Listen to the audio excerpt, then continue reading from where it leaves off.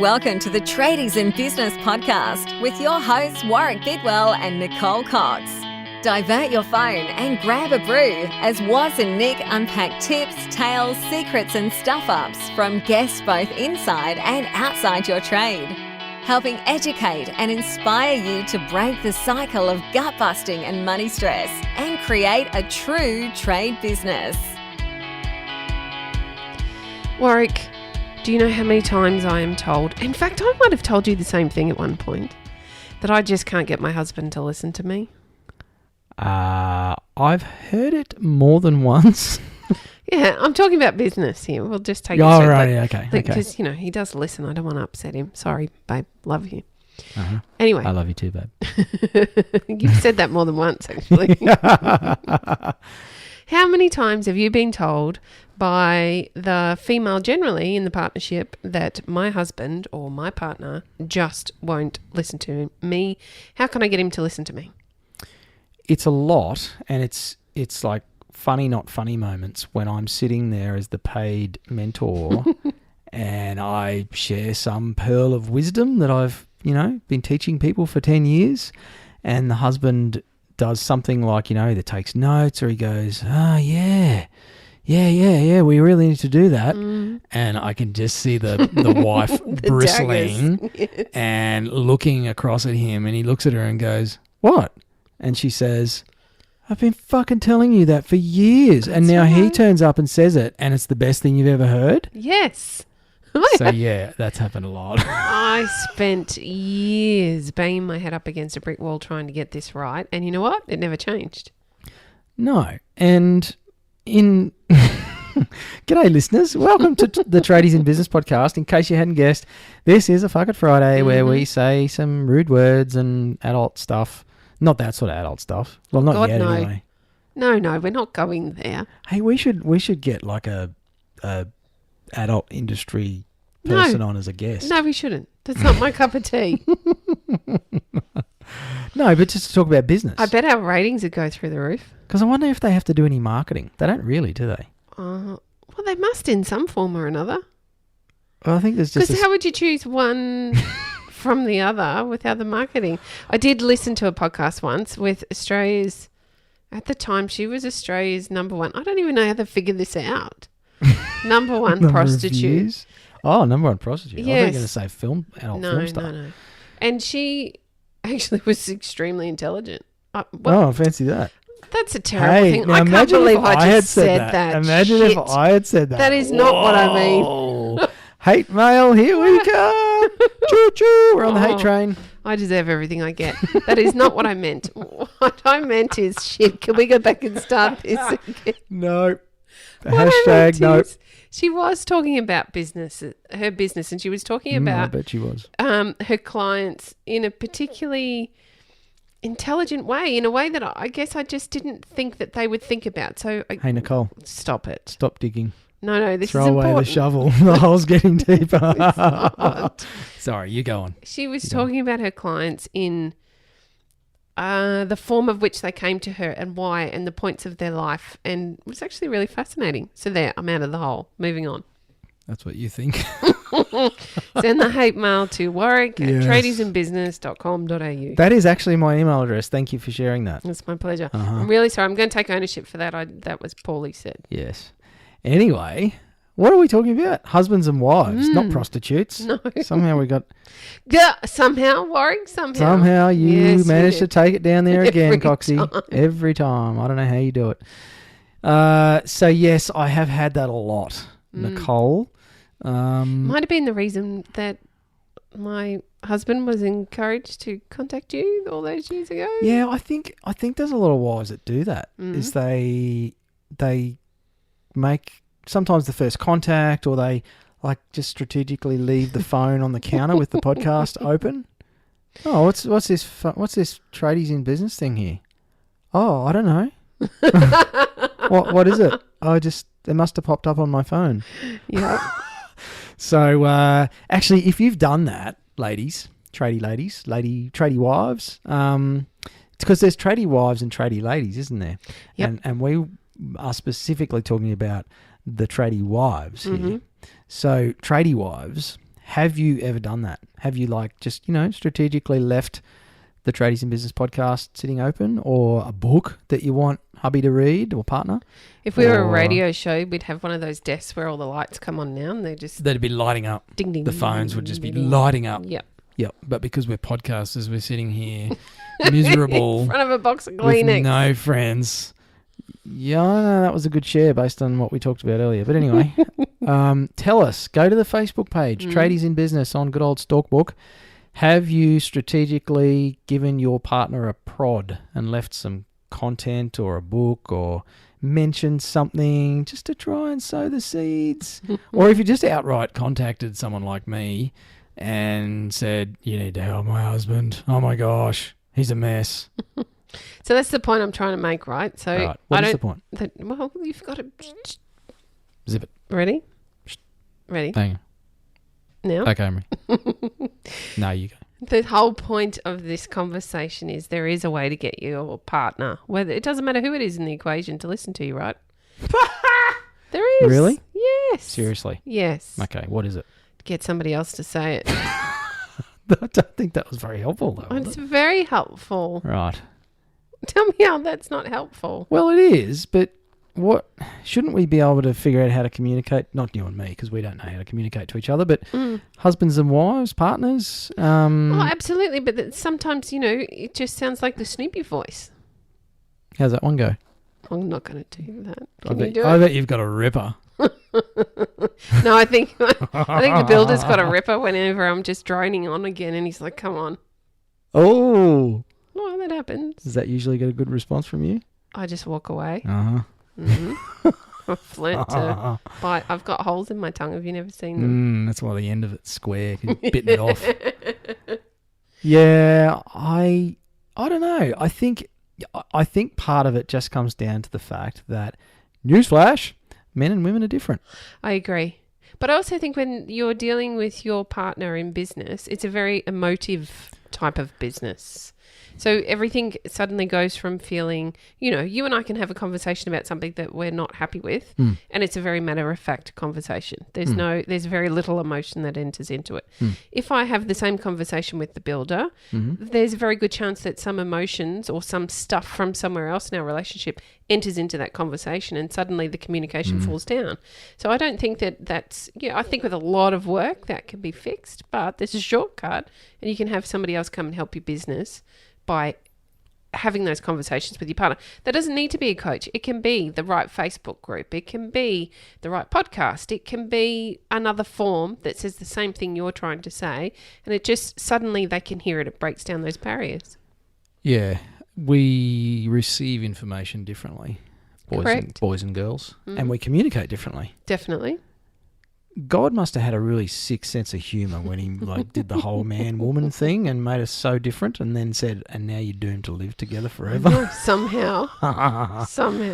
But we do communicate differently, and we receive information and messages differently, and not just the gender thing, but I might say something to you. No, that's a gender thing. I might say something to a mate, right, about his business, and I've done this recently actually, given some feedback to a mate of mine in his business. And can you hear that? Crickets, right? Nothing really changed. I don't think he got the message. No. And he will get the message at some point, either through an event or someone else will say something, or he'll go to a seminar or whatever. And I've done this myself. I've had people tell me stuff and I don't even know that they've told me.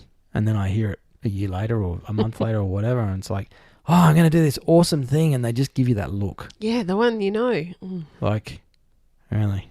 Really? You're going to do this thing, right? Yeah. Yeah. Great idea, Was. Good on you, Was. So do you remember that conversation we No, I don't remember that at all, So I think that's why it's important to have multiple messages and messengers. Definitely. One of those had an N in it. They sounded We the shouldn't same. do these on Friday afternoons. It's a good thing we're not big drinkers, or that could really go south. Yeah, and I'm off coffee, so that's bad. So maybe they'll go really, really south. Stop it. Was. Oh, sorry. Yep. So the point of the message here is to You don't have to do that communication yourself if it's not quite working. You can get some help with it. Outsource. Love it. Outsource. I love outsourcing. The less I have to do, the better, which never transpires to real life. Someone should start an outsourcing service for marital communication. Shit, that's a nightmare. Or a translation service. So you speak the message into the app, right? As the wife. Yeah. And then the husband grabs a phone and presses play and it speaks it back in a way that he understands. He understands. Look, I think we could be squillionaires with this. Oh, yeah. Do you think we should do it? Who's going to do the translating? I don't know. It's just going to be a mess. Why do you always leave your socks on the bathroom floor? And then you translate it back and it says, no, actually, I don't know because I don't know what that means. So I'd be no good. Socks up. I'd be no good as the translator. No, I'd be like, hey, man, your missus is a bit angry with you. You should buy her some flowers. Yeah, good idea. It's always safe to buy flowers.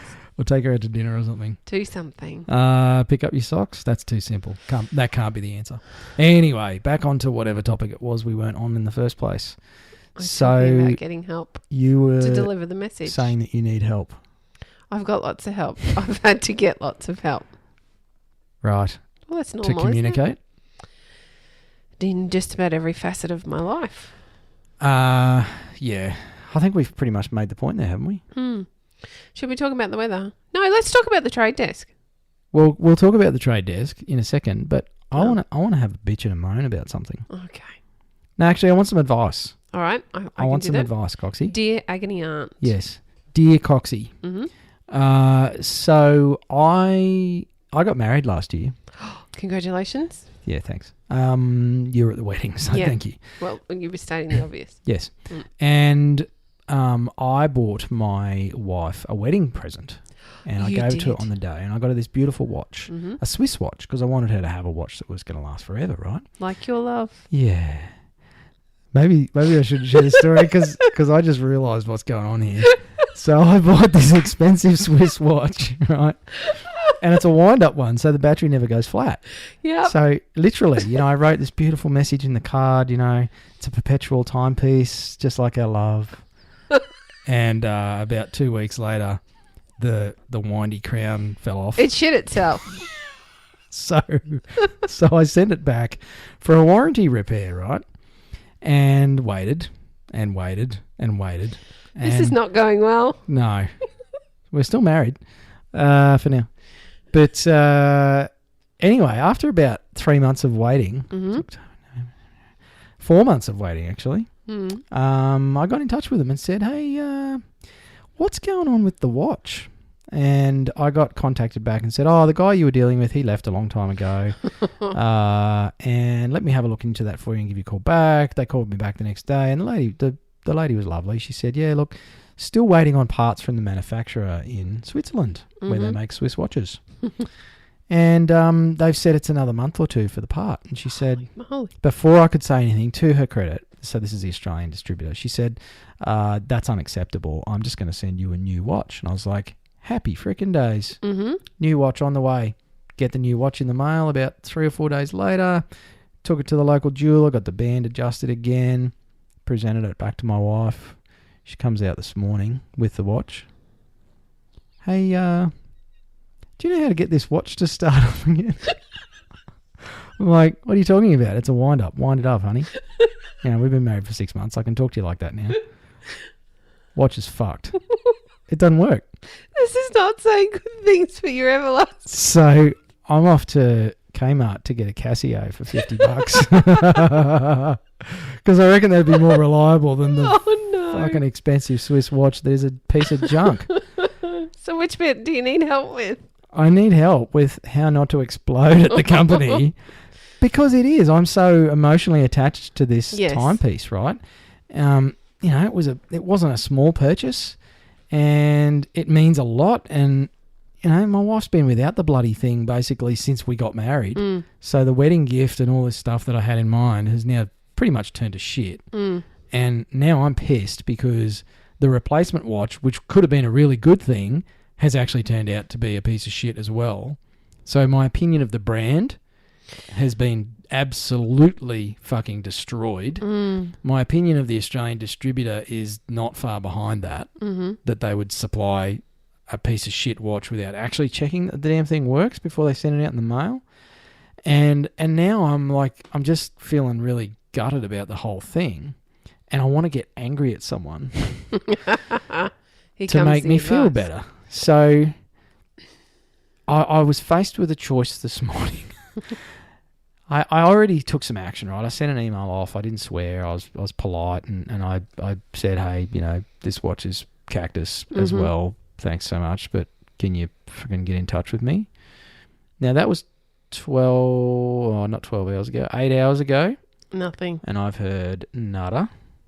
So that's we've had 7 business hours transpire already, 6 or 7 business hours. I've heard nothing, which I'm disappointed with. But do I write a bad review? Do I go on Facebook? Do I slag the brand? Like, this is a global Swiss watch brand, which I won't name yet. Maybe in a future episode. Back for a depending few how weeks' this time. turns out, I could be slagging this brand all over the internet.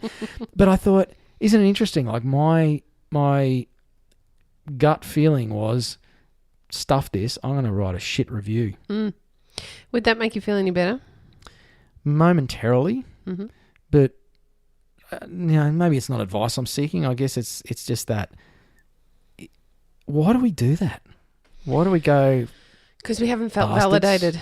Yeah. This is a really simple answer. If we don't feel like we've been validated, then we feel the need to keep going until we feel some validation.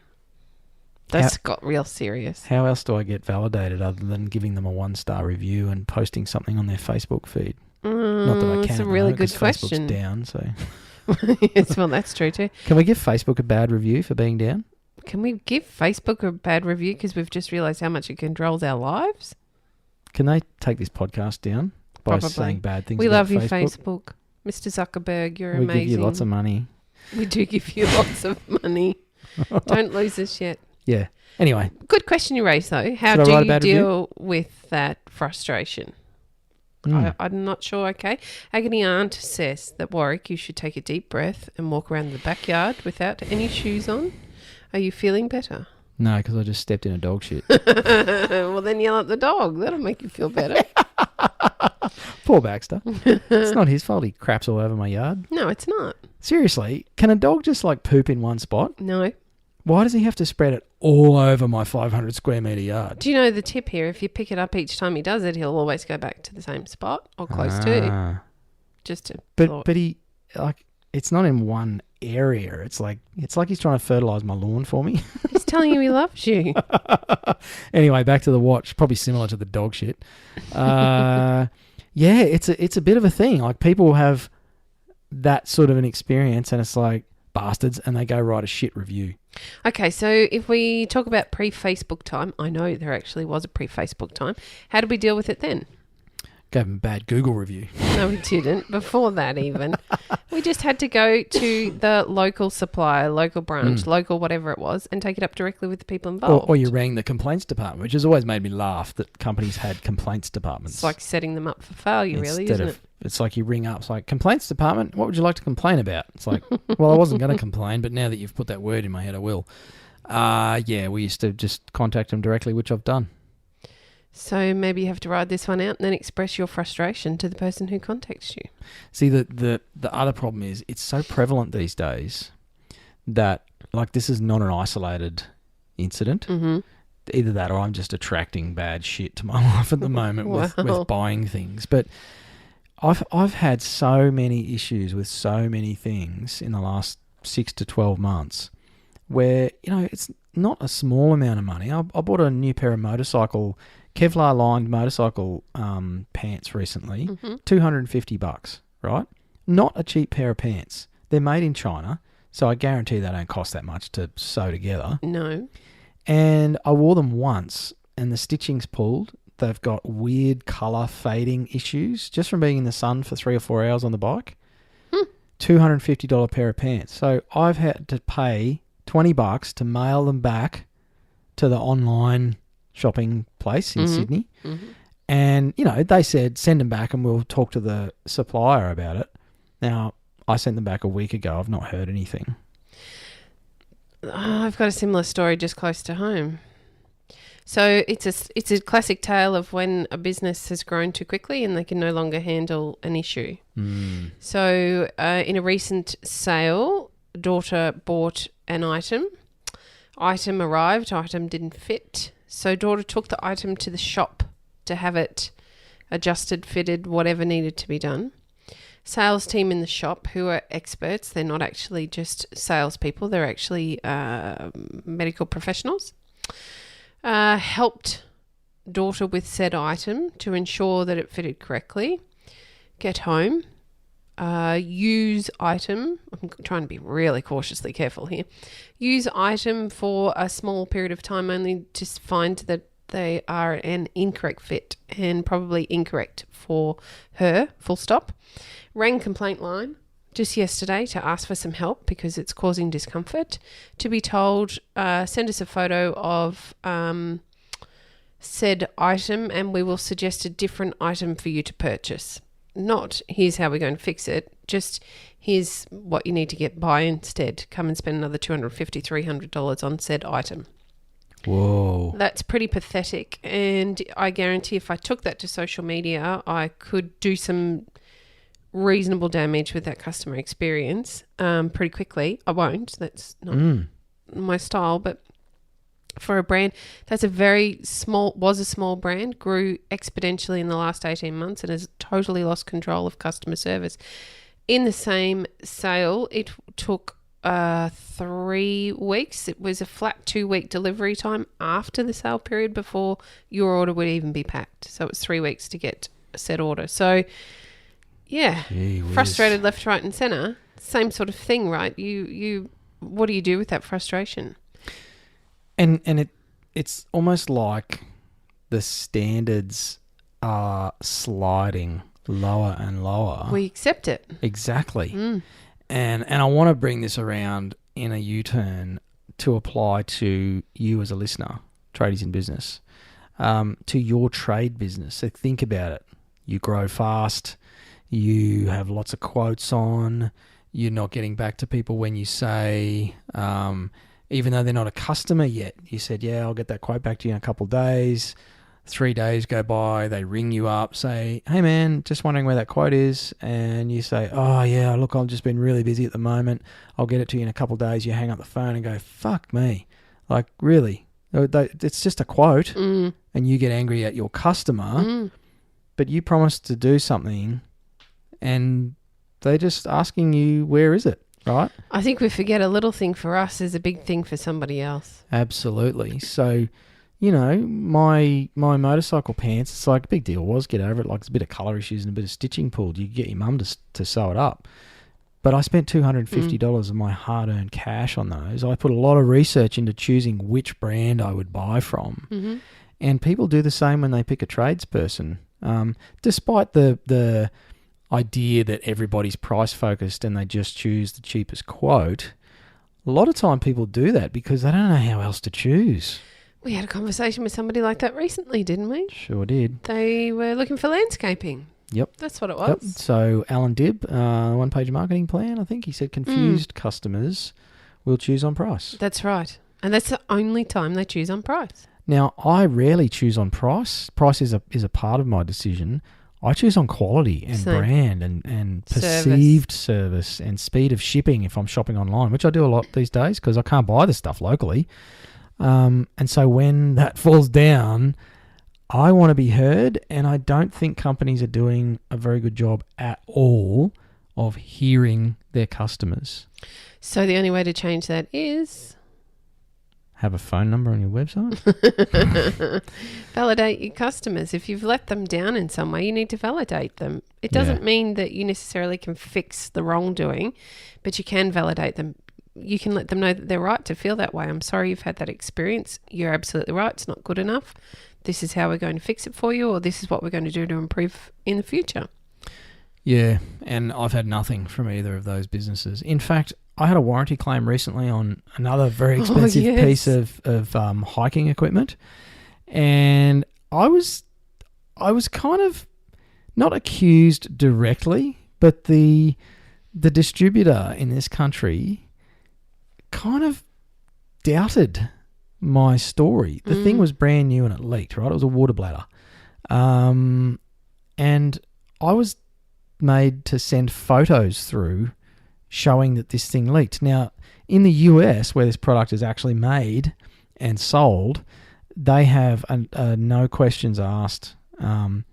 You send it back, we replace it. Mm-hmm. It's a lifetime warranty. Mm-hmm. But in Australia... Isn't that funny? The distributor is obviously importing these things, not backing it the same way. So I had to send photos through. I sent the unit back. He rang me and said, I can't make it leak. It's like, dude, fill it with water. It fucking leaks. Like, what do you think? I'm making shit up? Exactly. And what does it, if, let's say, argument's sake, he gets it back and it doesn't leak. Well, he'll just sell it to the next guy and send you a new one. What's the difference? Exactly. Big deal. So it took like 3 or 4 weeks for him to send another one out. No note, no email back to me, nothing. But eventually another one turned up in the mail, which doesn't leak, funnily enough. And but it's left a bad taste in my mouth because, he's probably hurting, margins are tight. I get it. I mentor business owners. I know how tough it is in retail. I used to work with retail businesses years ago, and it's hard out there in retail, right? And it's hard out there in trade businesses. Mm-hmm. It's very hard. And if you forget where your paycheck comes from in any small way, you do untold damage to your business that you cannot fix with Google AdWords and Facebook videos and pretty signage on your utes and uniforms and all sorts of stuff. Like, I just think we're losing sight of some of the simple shit, Anyway, I still don't feel validated. I'm still angry about the watch. Warwick, I'm feeling your pain, and I'm very sorry that your watch experience has been so negative. I'm going to rise up some people and try and fix it for you. Do you know who I feel worse for? The worst for? Amy. Yeah, I feel really bad for my poor wife. She's got this beautiful watch. It's in all our wedding photos, and she's probably not even going to have the bloody thing now. We're going to end up with a different model because this one's shit. And she's worried now about whether your love's everlasting or not. Because maybe the watch is a symbol of what's going to happen. Well, you bought it as a symbol. Yeah, I know. I did well there, didn't I? Really put yourself in the shit. I should have got her a dog. Oh, no, I got one of those too. No. He just shits on my lawn. Anyway. So the moral of today's story is, if your partner isn't listening to you, then you should perhaps validate them. Buy them a watch and a dog. Get them a watch and a puppy. And they'll fertilise the yard. Oh, dear, oh, dear. Luckily, my wife is wonderful and very understanding. Yes, I think we're all very fortunate that she is. Anywho, if you've got any thoughts on whatever just dribbled out of our mouths today, I know. We love to hear from our listeners. So don't just sit there and laugh at us. Head on over to Facebook. I got some fantastic fan mail this week. Oh, did you? Yeah, I don't get fan labelling mail. it fan mail because it made me feel good. Okay. One of our listeners sent me a new dance for us to do with my kids. Remember a few episodes back, Friday episodes back. I still feel uncomfortable saying fuck it Friday. Anyway, a few episodes back, we were talking about dancing, and I was saying how embarrassing my children found it, but we did it anyway. We'd have Friday dance-offs, etc. Well, I still can't do the floss. And even this morning on our live, we were struggling with what the floss was there for a little bit. But she sent me this new triangle dance, which I can't wrap my head around, but we're going to give it a crack. And if I nail it, I'll film it. Yes. And we'll pop it in the Facebook page. If you want Coxie to put up a video of her dancing, you need to go to the Tradies in Business Facebook page and just pop a comment there. Just lay some shit. And say, Coxie needs to show us the dance video. Head on over and do that. And what have we done? And while you're on the good old interwebs, make sure you check out the Tradies in Business Trade Desk. We need like angels singing when you say that. Oh. I don't sing like an angel. No. So Tradies in Business Trade Desk, that is where you get us on a Facebook Live every couple of weeks answering whatever questions you've got. We have partner offers. We have scripts to download. We've got templates. We've got training videos around how to improve your business. We've got hot seat recordings where we slap a trade desk member into the electric chair and we grill the shit out of them. And we basically do a live coaching session, record it and share it with you if you sign up. And if you do that, I'm trying to think when we're recording this episode and releasing it and all that stuff. Oh, yes, if you do it before the 2nd of April, Yeah. you're in for a fantastic fat time with a big cheeseburger. A fat time. Fat time's a happy time. So the cheeseburger reference is pretty cheesy. But if you register at tradiesinbusiness.com.au/trade desk before the 2nd of April 2019, you will get 60 days access to the trade desk for just $2. Deuce. Two. Better Just than a two. dirty old cheeseburger. And it'll do way more for your bottom line. So, so head on over to Tradies in Business website, find the trade desk thingamajig there, register. And the other thing that we're chucking on the table with the meat patty We should have a barbecue. is, where are we going to do that? I don't know. Can we set up all the podcasting stuff out in the courtyard and we'll do it there with a barbecue and that'll be the launch party. It's too hot. Hopefully the temperature goes below 2nd of 35. April, it'll be I don't know. It's cooler. meant to be autumn right now. It's not fucking autumn. Whinge. I'm just having a whinge day, aren't I? Yes. I got to go do the CrossFit Open tonight. Oh, no, God. Here comes the big whinge. I'll take it out on the barbell. Will you? Really? Or will you whinge? No, I tend not to whinge at the box. I have a rule. I don't. Oh, you whinge. save it for Nicole in the office? Yeah. Thanks. Well, that's what you signed up for. No, it's not in the fine print. There's the communication thing. Anyway, so if you register for the trade desk before the 2nd of April, you'll also go in the draw for 12 months full access. Win it. Free. That's it. A whole year of us. What could be better than that? I don't know. I think it's a bit cool. A year of us or a year's supply of cheeseburgers. Which one would you choose? Actually, don't answer that. So, go check it out. Thanks for listening. This has been another Fuck It Friday. Bye. You've been listening to the Tradies in Business podcast with Warwick Bidwell and Nicole Cox. Find out more about today's guest, tools for your trade business, and other cool stuff at tradiesinbusiness.com.au.